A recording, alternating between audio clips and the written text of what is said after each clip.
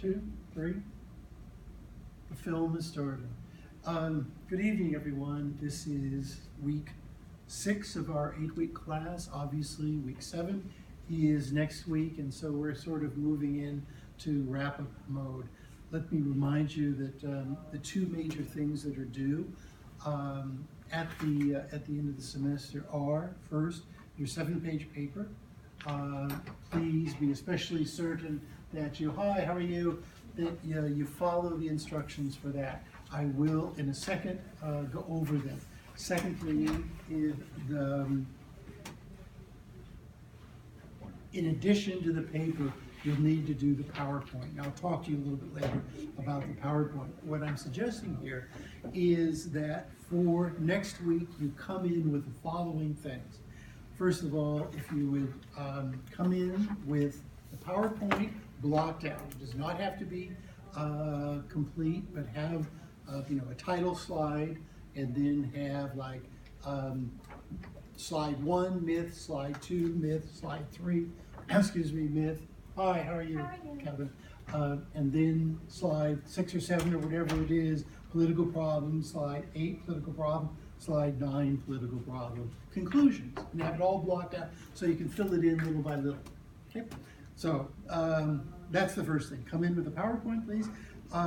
Also come in with a cover sheet for the paper, and have that with, as I was saying, excuse me, as I have been saying, have an image on there that reflects the meaning or the thesis of the paper. Have a title on there that does the same thing, if you would be so kind. Come in with the 4 the 4 templates all done to your satisfaction. Also, the works cited, okay? And I don't really care so much, I don't care at all about whether it follows MLA or APA, but do have the titles. As I was saying a second ago, there's a reason for this, and that has nothing to do with plagiarism. It has to do with the importance for your paper of making sure that you see 3 or 4 versions of the myth. And when the film is over, I'll talk to you more about that. That's why I brought in all these books, which have different versions of the myth. Okay, and there's a point there that I need to communicate, probably better than I have so far.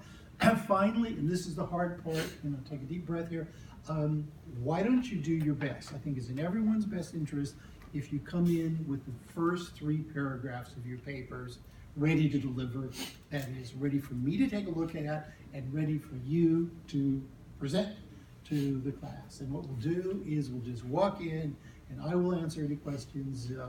I'll talk a little bit more about myth, and we'll just walk through as many of you as we can.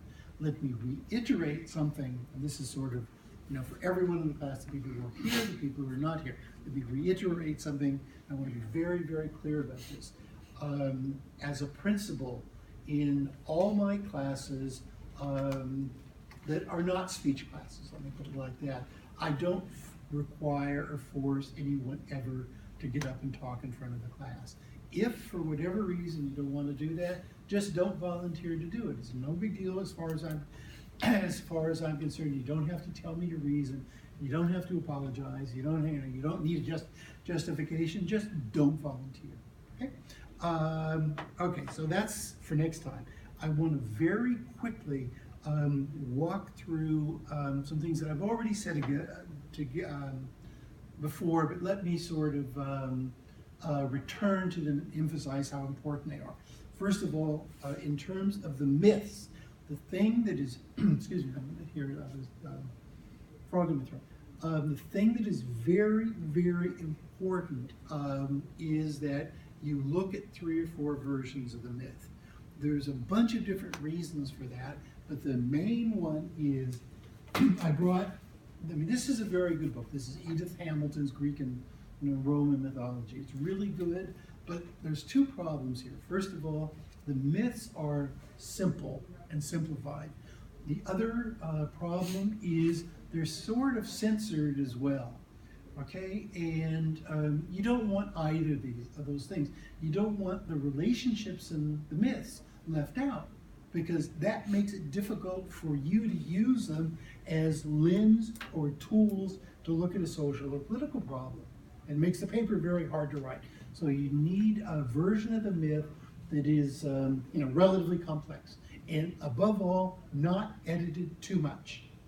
Okay, so that's the main point about the myth.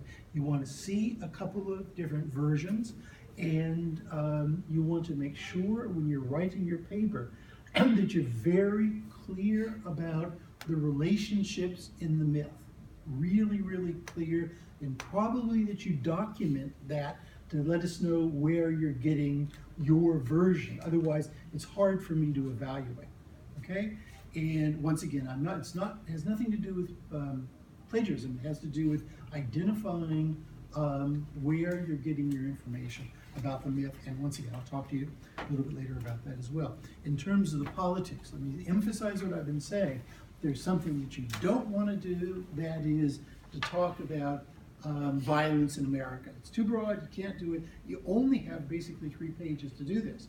And so you want to focus as much as you possibly can. We were just discussing various papers before we started filming, before the class started, and we were talking about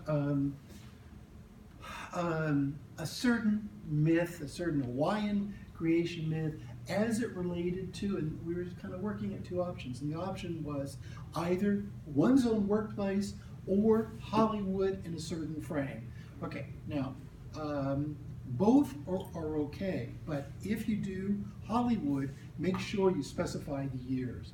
And the closer you can get to 1 year, the better. The reason is, if you don't do that, you keep running into the exceptions or the overgeneralization. What you say about something now doesn't suit 1939 or 1985 or whatever, 2010. I think if I were writing that paper, I would do it on my own unit, okay, or my own organization. Why? Because you know it better. You can use the myths more effectively as methods or tools or lenses for that. Okay, so that's has to do with the political part. In this paper, as I've been saying for 3 or 4 weeks now, strive for a tone, okay, that it has, that it expresses your personality. You're completely willing, you are completely able to do some fictionalization, either about yourself or about what it is you're organizing, whatever it is you're analyzing. Obviously be reasonable, but here, let me give you an example of what I mean.